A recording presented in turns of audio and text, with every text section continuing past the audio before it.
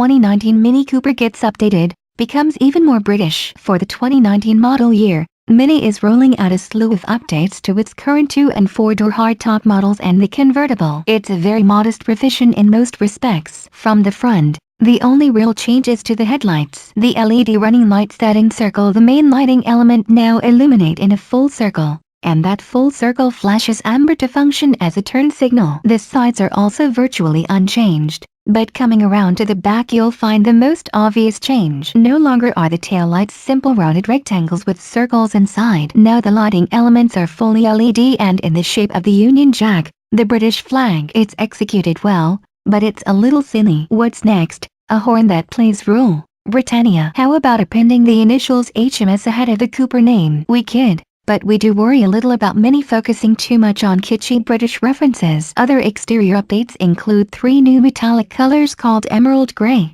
Starlight Blue, and Solaris Orange. They can be joined by the Piano Black package that swaps the chrome around the lights and grille for gloss black. The custom Mini US fender badges and lights that are made with 3D printing or laser engraving are also available. The interior is mostly unchanged. Bluetooth connectivity is now standard across the board, along with a 6.5-inch infotainment screen. There are new options too. Both 2- and 4-door Mini hatches can be ordered with malt brown Chesterfield leather. Like the exterior, the interior has a piano black trim option. It adds gloss black trim throughout, along with a panel on the passenger side with a Union Jack motif. That motif has transparent sections that light up in the same color as the driver selectable interior lighting. An updated 8.8-inch touchscreen infotainment system and wireless phone charging are also options.